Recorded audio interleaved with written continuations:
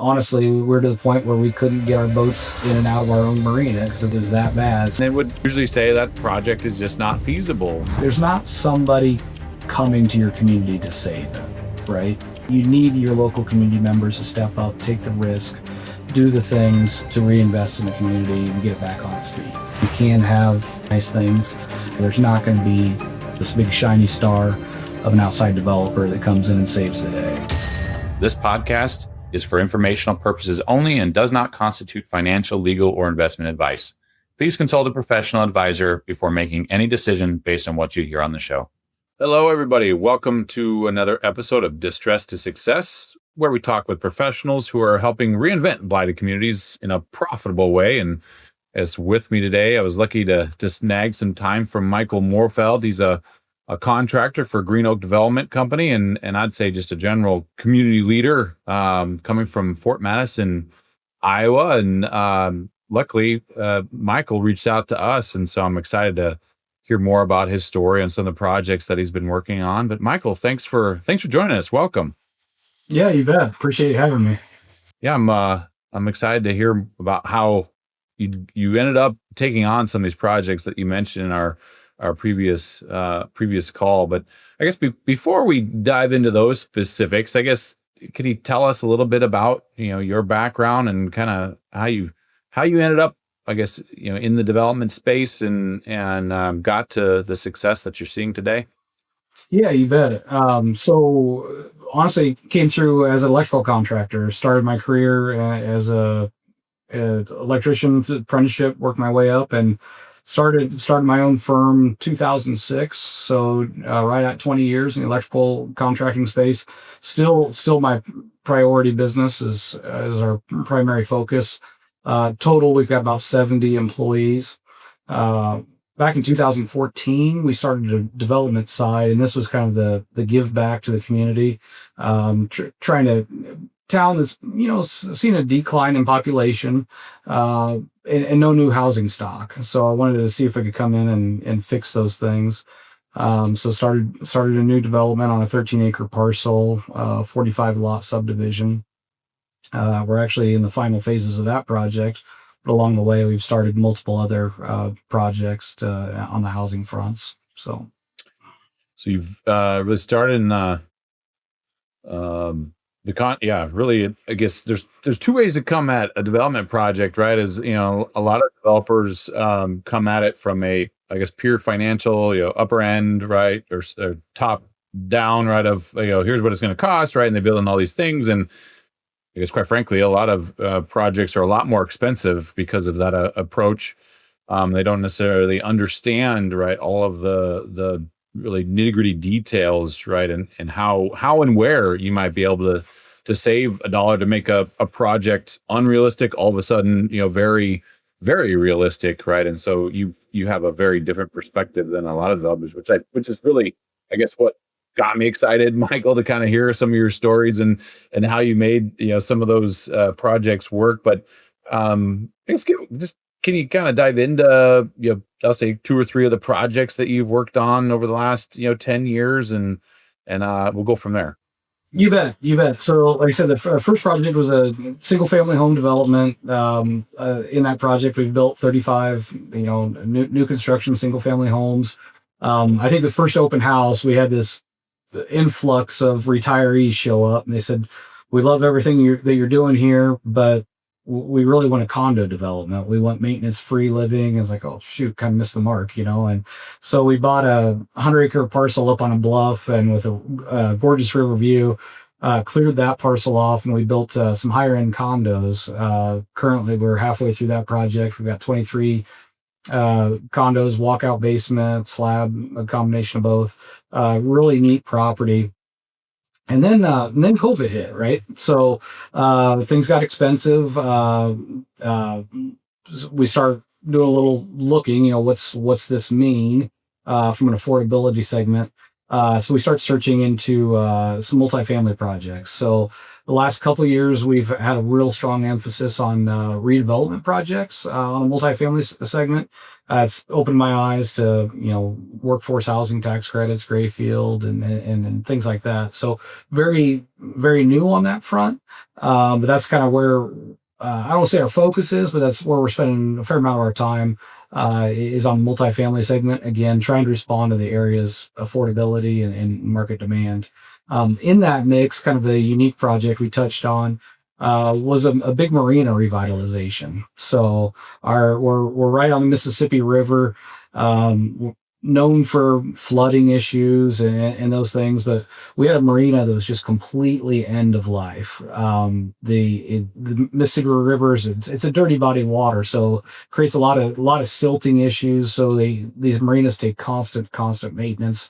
Ours had completely deteriorated to the point where boats couldn't come in and out of it. So a group of us got together, led a charge to completely revitalize the marina, which dredging effort, raising the park so it didn't get flooded out anymore, brand new docks. And there's a private investment segment of it, which was building a brand new restaurant and event center. So my company kind of led the charge on all fronts, including the investment component to the restaurant. So, we'll unpack some of this stuff here shortly, but I guess just to reiterate, so from electrician to single family developer to condo developer to marina and restaurant developer, right? Do I have that right? Yeah, and those are all the side gigs. So electrical contracting is the focus, and solar is actually is the focus. Oh, of the and you can throw some solar in there too. Yeah, so solar and electrical contracting is where I should be spending most of my time. So that's awesome. Well, maybe we'll start with the 35 home single family home development. Was that all purely spec home? Like you build and sell, build and sell, build and sell? Is that essentially how that worked? Started that way. So first spec was a slab, and this is 2014. So I stood up in front of city council, said I'm going to build spec homes. They're going to cost less than $150,000. First thing I learned is I can't build a house for less than, and this is 2014. So this, but the feedback was really pretty good. People came to the first open house and said, "Well, I like this, but I want a basement home. I want a little bit more." And so I missed the mark. I mean, the demand for higher quality was there. So really 50-50. We were building spec, and then we were doing custom homes side by side. It was always our goal to build 3 or 4 at the same time to get some synergies going. So yeah. So over how many years did you build that development or multiple developments? That one property has actually been ongoing with kind of some breaks in between where we split up and focused on the condo development a little bit. Again, we're not a growing community, so the demand isn't huge. But when we were hitting it hard, we were building 12, 14 homes a year. And then we pulled out when we did the condos. We built 23 condos, I think, in a 18-month to 2-year period. It was a pretty good push up there. And actually, we're back on the original development, putting the last leg of road in right now, building 4 homes right now. So, got it. Okay, so it's and you started that one, and you said 2014 or 2016? 2014. 14. Yep. So it's time to be done. So, yes. Well, you're kind of in a unique position in seeing, like, I'll say roughly the same type of property built right over a 10-year period. Maybe this answer off the top of your head or not, but like, how much has the changed from a price per square foot for that same property in 2014 versus what it is today in 2026? Pretty drastic. I think when we first started, we're actually below $100 a finished square foot. That included the property acquisition, so pretty attractive. And granted, we were part of that too. Is we were learning a lot about the process as we went. But now I think we're seeing numbers closer to $170 a square foot, finished square foot. So, not quite double. Yeah. In less, well, I guess it's just over a decade, right? So a pretty significant Yeah. increase in costs. And I guess one of the nice things is, right, is the has the price of properties doubled or more to where, it's, yes, it's more expensive, but at least the demand and the when you do sell a property, it's well worth the time. This community, the demand has been consistent, right? Actually, COVID, when we got the most nervous, like everything shot up, right? And we puckered up when we shouldn't have, because interest rates dropped, and we weren't in the best position. We should have put more holes in the ground quicker, but we were really skeptical of what was going to happen. So we responded a little bit too late, to get them up. So Yeah. Well, rightfully so, right? And hindsight is always 2020. I guess that's my theory. It's always easy to look back and say, should have done this, should have done that, right? But in reality, I think any smart developer would have done exactly what you did, puckered and go, we don't know what we're getting ourselves into. And I like to kind of joke with the folks that are in real estate that acted, I'll say, fast enough, when COVID hit and real estate went, oh crap, the ones that could actually sell everything quickly, and they're like, oh, they're brilliant. And well, 6 months later, they're going, man, that was the worst decision of my life, right? As values just skyrocketed. So you don't ultimately know, but obviously we're able to pivot through that and learn and still maybe want to be done just to have the project done, but still worthwhile at the end of the day. yeah, it's been quite a process to learn that, and then just to through a pretty trying period, right? When you look at the last 10 years, quite a change of environment. So yes, to say the least, the past 10 years have been a period of definitely a lot of change.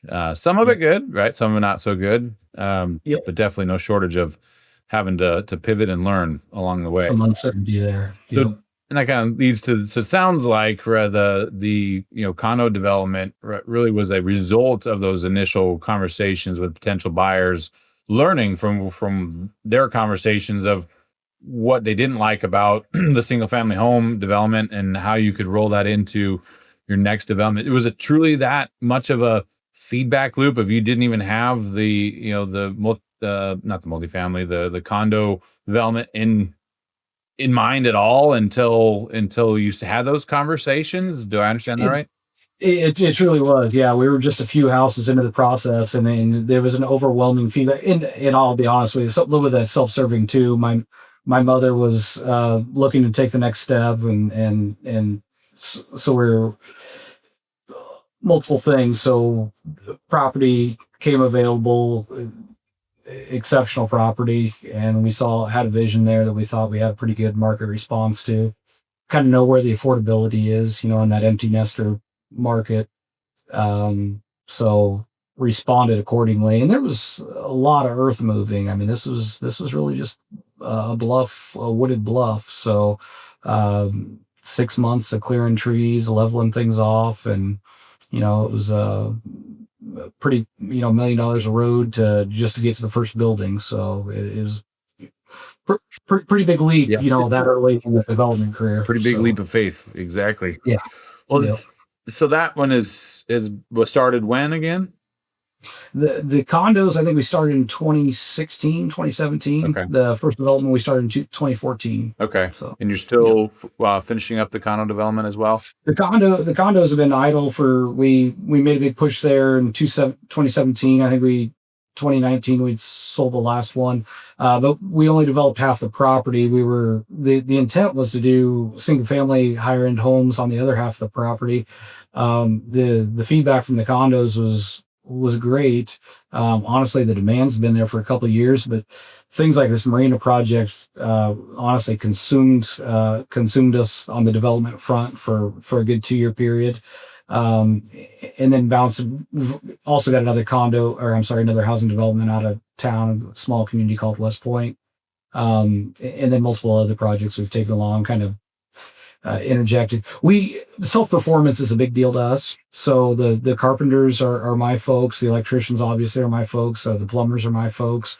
So we we kind of go in a herd and take on what we can. So even that marina project, we self performed as much of that project as we possibly could. So it does tie up our resources, and that part of that's could we contract some of that? Sure, but we do enjoy the process as well. So Well, it's an awesome story, and I think a good transition into, I'll say, the really juicy story of how you fell into a marina and how you ended up, because my understanding, it ended up being kind of a partnership, right? A private, public partnership, and so you're learning about nonprofits as a component of it. You have a profit piece of it with a restaurant on site, and so I guess maybe start from the beginning. How in the heck did you end up with that, even as a thought of that you want to tackle that project? Was it purely a you saw this dilapidated property and thought there's something more could come of it? Did somebody come to you with an idea and you partnered with them? How did it come to be? multiple things. Number one, I'm a boater. We would boat. We drive 3.5 hours to the Lake of the Ozarks.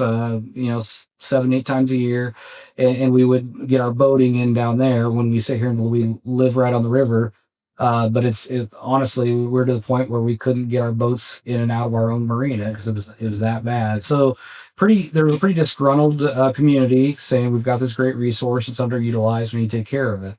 I remember we were at a city council meeting for a development project. I think we were on the agenda. And I remember public works director was making a recommendation to not act on a DNR match that was for the 2019 flood. So we had a big flood in 2019. And I think I'm sorry, it was FEMA. FEMA would have paid for 80%, I want to say, of the mitigation costs to dredge the marina. And the financial constraints they're making the recommendation is don't do it because we're gonna have to fund the other 20% of the project. And there's really not enough asset there to make this worthwhile. And there was some stir at that council meeting, like, gosh, I wish people would get together and figure this out and solve this problem. The city still owns the property. City wasn't doing the best job of maintaining the property. There wasn't much revenue there, and I can understand as a city's perspective, reinvesting into a segment that only holds 60 boats is probably not a great look when you've got other financial constraints. So what we did, we got together a group and created a nonprofit group, and first and foremost, we raised money. Right, it was an expensive project, probably it was close to $15 million project when it's all said and done. That includes the building piece that was a separate arm, but the local community got together in this thing in a huge way. We've got a casino just north of there's a revenue base that kicked in $1.5 million to the project. We've got a local hospital foundation that kicked in $1.5 million to the project just for the wellness component. We had we got a beautiful walking trail down there, and so a lot of quality of life improvements they saw value in. The city of Fort Madison kicked in $1.5 million to the project. That FEMA money, we didn't lose track of that. They came in and actually came in much higher level. But then outside of that, we raised over $3 million just from business and industry. That's banks, that's private citizens, just for this effort to raise this park, dredge this marina, build a brand new jetty path, and all brand new docks. I mean, it's really a state of the art facility. And then the final component was, the city drew a hard line stating that we're not going to be in the space of restaurants. We're not going to compete with other restaurants in our area, so that needs to be its own standalone entity. So I was tasked with running that arm of it as well. So really, it's not business we wanted to be in at the time, but here we are. But it's a cool space. It's got a big outdoor patio. We've got live music every weekend. event centers. So we're doing anything from weddings to celebrations of lives to safety meetings for local industries. I mean, it's a very, very well utilized facility. We uh, kind of the hub for our area is Burlington, Iowa, where everybody goes to Burlington on the weekends to get exposures to more restaurants. We've changed that a little bit. Now we've got some folks from Burlington coming down and different communities coming to us. So it's really a very successful restaurant in the area, and atmosphere is just really, really great. That's amazing. That's amazing. So did you take on, like, you and your organization take on role of, sounds like, fundraiser, as well as restaurateur, right? Sounds like. We raise the money for the building for that component of it, and the building, about a $3.5 million project with the event center and everything. So we did that. My business partner and I led that charge. We hired a group called Convergent on the nonprofit side that spearheaded the charge for raising money for the nonprofit, and that was the big arm. That was a $9 to $10 million fundraising effort. Best move we ever did was hiring that firm to do that. You got to make some uncomfortable asks to the community to raise that kind of money, and they do a really good job of laying out the groundwork of what the need is and selling the story, and bringing it all in. It was neat to see that community buy-in after they put the work forward. It was that was called Convergent. Convergence. Okay. Yeah, convergence. I think I misspoke that. I guess those listening will get the information and put it in the notes, for anybody else that wants to investigate, working with that group. So Yep. So it started with I guess a community that cares, right? And I guess are you on the city council, or in the meeting and kind of highlighted, hey, we can do this better, and so luckily you had the whole community behind you, but you were the spearhead going into that. Is that correct? So all reality is a lot worse than that. My uncle was the sitting mayor of the city at the time, and there was, we're in a time period where social media is at its prime, right? And I've always been a community vested guy. The housing development stuff started way before he was ever even on city council. But when we started this project, he was a key component to the entire project. I mean, it was a huge success story for his tenure as mayor. He led a lot of the financial charge as far as raising money for the project, and then what the value that we brought to the table as an electrical contractor. I've got a lot of partnerships with all the other contractors, right? So while we're out there asking people to write $5,000 and $10,000 checks, I was out there asking concrete contractors to donate their time, their resources, their equipment. So we were merely paying for the cost of concrete. You know what I mean? So we were leveraging that money so much further through donation, through trades as well. Anything from the hand railing on the property to the dirt moving on the property, all the concrete on the property. We were leveraging a lot of local contractors to step in and make those lifts for us. So the reality is, I think we've got a $25 million project, and we do a lot of the design in-house too. So we had surprisingly, we had some freedoms to do that because we were working. There were segments that were public money, so those portions of the project, the dredging was a publicly bid effort. So when you're dealing with public money, everything's got to be engineered and publicly bid and awarded out. But when you've got private donated money going to that effort, we were able to leverage that money much, much further, through volunteer channels and improving the property. So yeah, absolutely. Do you have any? Did you guys ever do a study of you said it was roughly $15 million, and that, that was highly leveraged, right, from donated time and labor. So what would that project have cost if it was done retail, for example? Do you have any idea? I would I was short side. I would say 22 million. Amazing. When we get folks out of bigger markets down here, St. Louis coming up or Des Moines coming down, they see the facility. They said, "There's no way you did it for that amount of money. We couldn't do this in our community for less than $30 million." And there's Yes. public projects can get out of control really quick through the design phase and things that just add a lot of cost.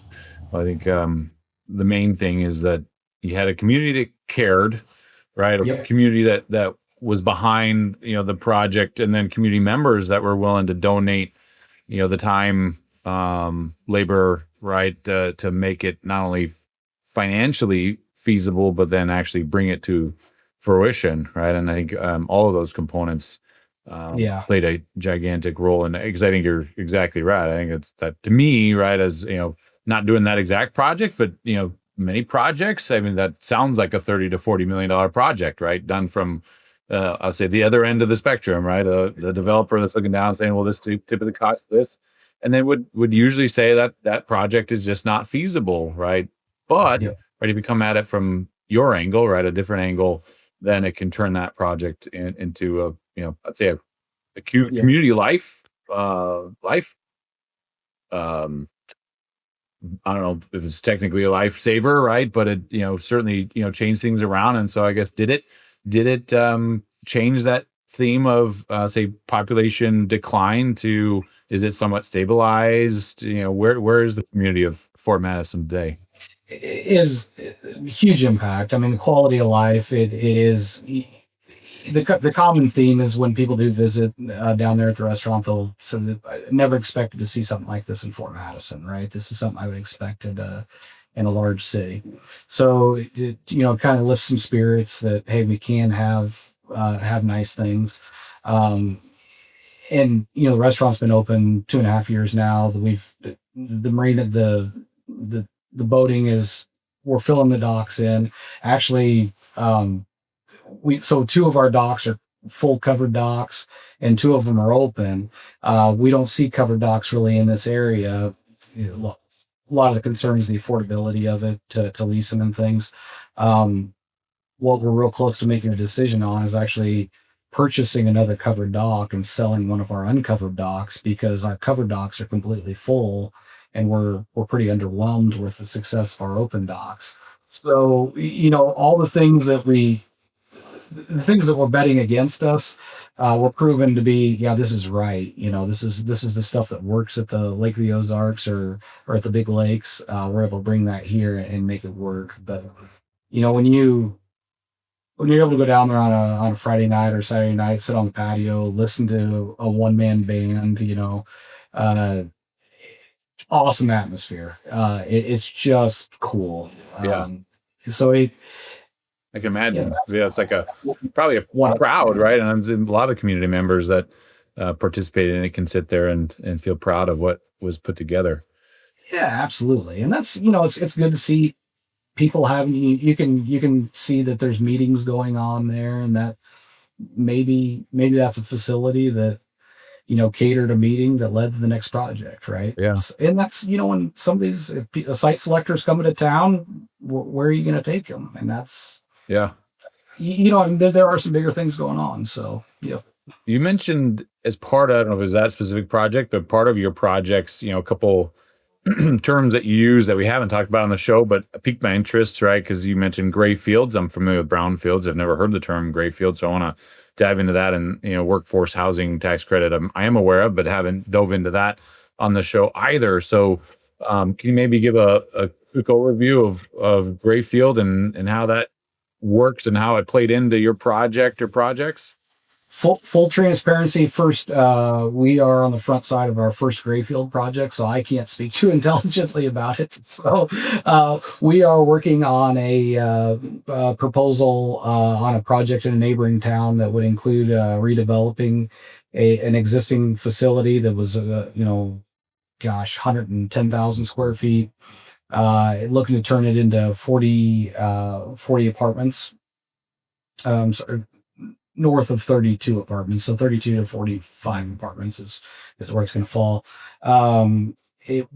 We have had success with the workforce housing tax credit in Iowa on 3 projects now. We actually have 40 new construction apartments going on right now with that tax credit. Great program, highly competitive tax credit. We did a revitalization project in Keokuk just last year, restoring three existing historic commercial buildings we combined them, put a corridor through them, and turned it into a 16 unit apartment building. Absolutely beautiful project. We're finishing up one next door to it right now. It's right next to the courthouse. Really cool historic project. I'd love to show you photos of that one. It's a neat piece. And there's some IEDA money attached to that particular project. You said IAEA. IEDA. So Iowa IEA, Economic but that's another Development new term I've Authority. never heard before. Yeah. Yeah, Iowa Economic Development Authority. Okay. And again, I'm gonna show you how green I am a little bit. Some of these, a lot of these grants are new to me and one-off type scenarios. At the end of the day, as a developer, you're looking, you're just looking at the bottom line. But if we can find, north of 30% of incentive on a project cost, we feel like we can make it work. Is kind of where my target's been. Workforce has been blending in, 15 to 20%, the Iowa workforce grant. So we've got to stack that with something else, whether that TIF incentive, a Grayfield incentive, or IEDA. So we're, again, very early phases, but we're working very closely with regional planning in Burlington to help see what those are. And I know there's a lot of opinions of grants and incentives that are out there, but the reality is, especially in these smaller communities with rents the way they are, and to keep the rents the low, you got to do it to make it work. When you got construction costs the way they are, I mean, you're knocking on the door of $160,000 more per unit to develop, and then you start looking at it, insurance costs the way they are, carrying costs the way they are. It takes incentive, right? Yeah. Well, it's a difference of a project happening or not. 100%. I mean, I've yet to come across anybody that uses those programs and it's all just additional pure profit, right? It's a squeaking by, and usually those programs have a lot of checks and balances, right? Of like they're not just handing them out, right? Which I think is a misconception by a lot of folks that maybe have heard of it, right? As like just government handouts, and it's not, right? It's only used typically in scenarios where the project either happens or it doesn't, right? And it has to have these incentives in order for it to become a real thing. On the workforce housing tax credit, I want to, I guess, dive into these a little bit just so that listeners can understand maybe how to implement them in their project and whether or not their state has it or not. But I'm assuming the workforce housing tax credit is a state of Iowa program, because I'm not familiar with a federal program. So is it, so you're not able to use it in every state, right? But Iowa has this program, and you mentioned, is it basically based similar to a historical tax credit or a low-income housing tax credit, where based on total cost, you said 15 to 20% of that is basically given back as a tax credit, and then you as a developer, can you monetize that, right? Or is that just used by you as a developer as a tax credit, or can you do both? I guess, how did you guys utilize it? And we are doing both. So it's great. You can sell it. The yields decent. The one we're just finishing up was a smaller one, project that partner and I are gonna complete, or gonna self-consume. The project that I have underway right now, it's a larger project, and we plan to sell it. So it's very attractive in that sense. What's what's more attractive is it's truly what it says. It's a workforce housing tax credit. So there's no restrictions on the other side. Our tenants it's their market rate apartments in this application. And it's a tax credit that's also used for new construction homes that you can sell as well. So it's got a lot of liberties in it. And really, when you're applying for this and they're qualifying it and judging it, they're looking at the segments of Iowa that are maybe the most in need, and also the ones that have received the tax credit. You know what I mean? They're trying to keep it spread across the state as well. They do show some preference through to smaller communities with the credit, but very gives you the liberties to perform as you normally would. You know, it's not layering you up with Davis-Bacon wages and some of the things that historical tax credits would Right. may incur with engineering and things like that. Okay. So a little more leeway on that. A lot more freedom. A lot more freedom Okay. to perform. So And then, most historical, at least federal programs, I don't know, I'm not familiar with every state's program, but has this, you can't sell the property for a period of time, right? With historical, usually it's 5 years. Does the workforce housing program have that? Workforce, you can sell the property. Okay. So yeah, a lot more flexibility. Now, when you go to, I'm gonna say monetize, I don't know exactly how that structure works. Some of them are monetized through creative ways, but when you monetize them, you're not going to get like 100% of the value of that tax credit, but are you going to get 90, 80, 70, 60? Like what does that look like when you go to monetize it? We're expecting 85 to 90. Okay. 85 to 90, Yep. which is good. And now, in state of Iowa, income tax is dropped down to a flat 4%. So, but I don't know that I've heard of, I think there's a lot of banks that are still out there buying these and doing things. So, Okay. So self-consumption is probably less as a result, so I think you're looking at big corporations that are they're still in the hunt for them. Okay. Well, sounds like we might need to circle back after you get your hands dirty a little bit more on the Grayfield and the IEDA structures. But are you learning all of that in house, as in you and your team are taking on that I'll say workload, right? There's usually lots of paperwork associated with those programs and maybe not as many regulatory aspects that you have to manage for. So is that something that you guys have taken on directly, or do you work with like third-party consultants to help bring all of that together? We have a group called Regional Planning Commission. They cover 5-6 county area, Southeast Iowa Regional Planning Commission. Leadership in that group has been extremely close to those folks. I think they like what we're doing, the product that we're turning out and the efficiency that we're turning the product out. They have been extremely instrumental in putting these together, finding the grants, helping teach me through the process.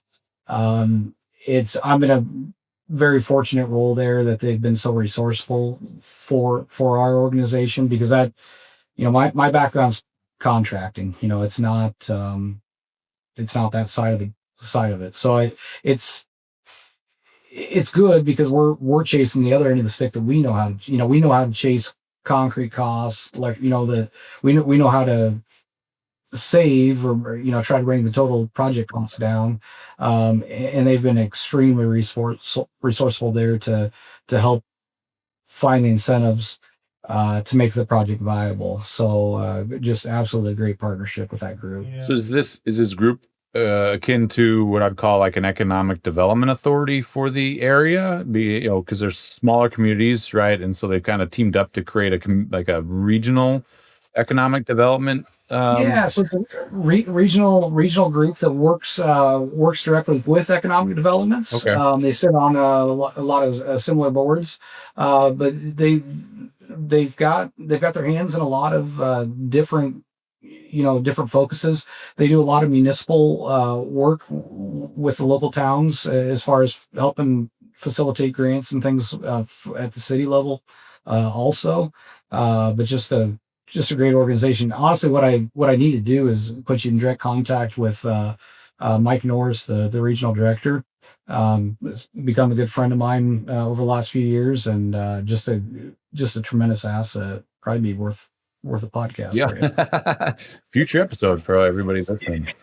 Well, perfect. Yeah, I guess Michael will have to circle back and talk about the Grayfield and was it Iowa Economic Development, IEDA, Yep, right? IEDA. Yep. On another episode, and maybe this other gentleman as well, just to learn more about how to make all of these I'll say smaller community projects viable, which I think was excellent. If you were to, I guess, go back to Michael Mohrfeld, right, in his early 20s, right? You've got Michael J. Fox in his Back to the Future time machine. If you could give yourself like a nugget of information or two that would, I don't know, say accelerate your path to success, or maybe eliminate or avoid some of those painful I call tuition points, right? You learn each time you make a mistake. What do you have any nuggets of information that you would give yourself to speed things along? Boy, that was a good one. Honestly, I think we outlined them pretty well. As I see my shortfalls on the if I truly wanted to be the developer, and if I could advance my space in the development side another 10 years, would have been great. So getting in tune on the financial side of it, the incentive side of it, knowing what risks we've taken a lot of risks. So but knowing when to borrow and to take the risk. I'm an old fashioned guy. I want to own it, right? I don't want to be leveraged, and that's not a bad trait to have either. But when to better put that on paper, when does it make sense to borrow? At what percentage does it make sense? Because when you start talking about these large scale projects, obviously you're borrowing, and I'm later in my life making these decisions like, shit, if I would have done this earlier, I would have positioned myself a little bit better. So educate yourself on those the right use of leverage at the right time and the right amount, right, would be your gem of knowledge. Correct. And I think that'd be a powerful one, right? Because there is a good use for leverage done the right way, right? But to your point, in the right amount, right, and used for the right things, and obviously with the right terms. I think a lot of multifamily developers are learning that kind of the hard way. There's a lot of things that you don't know, and if your project is wholly dependent on the factors as they are today, right, knowing that your project's not going to be complete for 3 or 4 years, I don't know, that's a different form of gambling, right? When you're using 90+% of that leveraged funds.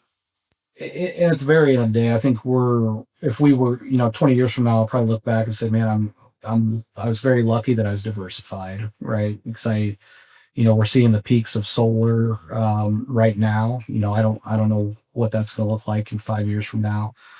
So to be able to pivot and see different segments of the business go through waves. So I think being diversified, granted, people have been critical of me for being so diversified, but I do think 20 years down the road, I'm going to look back and say, yeah, that was probably a pretty good move. Yes, so I think you're spot on. Well, thank you for that. And I guess the kind of last bit of knowledge I'm going to extract from you today, Michael, has absolutely nothing to do with anything we talked about. I call it carve outs, and I stole that term from another podcast I love to listen to. But it's anything you have bought recently, a gadget, a book you've read, maybe a piece of advice that you've heard that you think listeners in general would benefit from, that you can share? And I'll give you some time to think on it while I lay my recent one out. I was recommended to read a book called Theo of Golden, and I think it's probably one of the best sellers. I don't know how high on the list is best sellers, but started listening to it a few weeks ago and well into it at this point. But I mean, there's a lot to it. I'm think you can read it for different reasons. For me, it was there's a quote in there. I'm trying to remember of, you get more out of being the donator versus the one, out of gifting as opposed to receiving the gift. And the bulk of the story is about a gentleman who is on this mission to, give something away, right? And the amount of joy that he gets out of it. And it's just a constant reminder of the success that we all have at some points in our life, or builds upon itself. You got to remember to always, give back to the community, exactly like you've done, Michael, or just giving back in some way, shape, or form, because not only will it give back to the community and the community benefit from it, but I think we as individuals will also grow immensely and get a lot more satisfaction out of doing that than even completing a project, for example, which has a lot of gratification, but still doesn't quite play the same note as if you donated your time into a community project, and seeing that through. So anyway, for everybody reading that needs something heartwarming to kind of listen to, I honestly don't know the end of the story, but they haven't got there yet, but I highly recommend it. Is the book called Theo of Golden.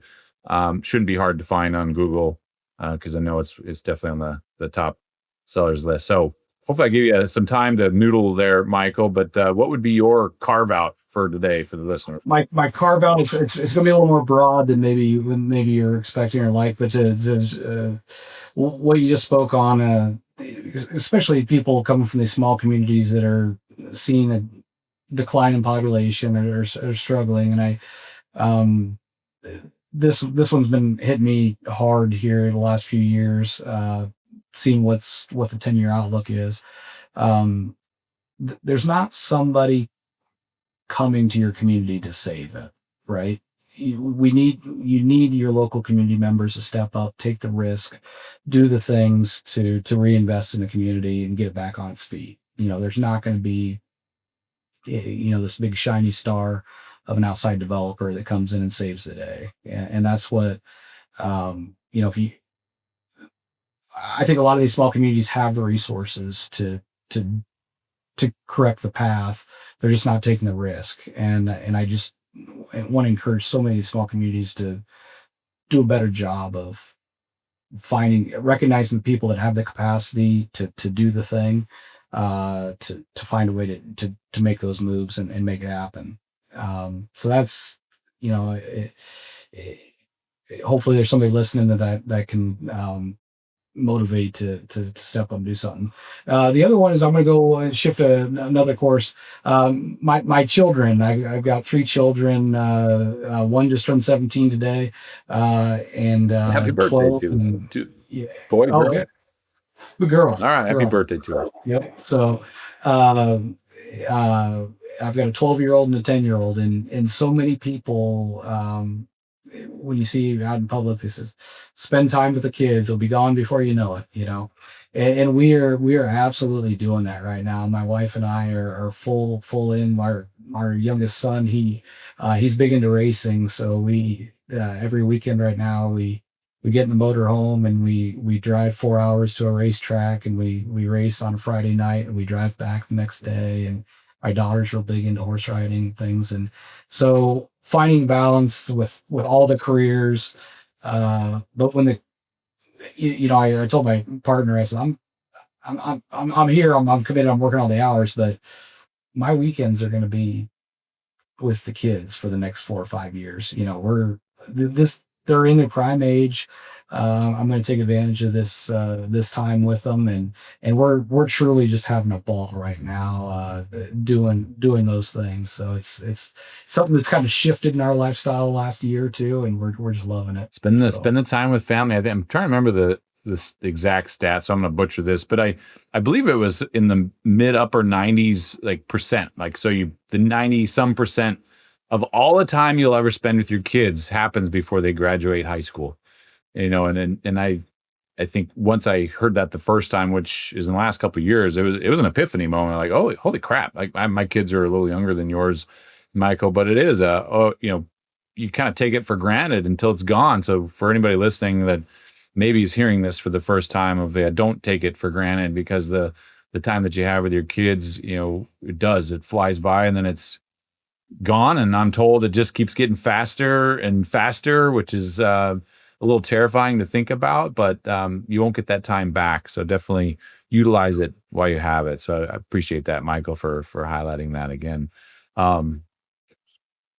Everybody listening, hopefully you got as much out of this episode as I did. I love the conversation, Michael. Thank you again for all your knowledge and wisdom and insight into these programs. I look forward to hopefully having you on the show again sometime in the near future to talk about these other programs that you're educating yourself on, and we can educate the audience on as well. So thank you.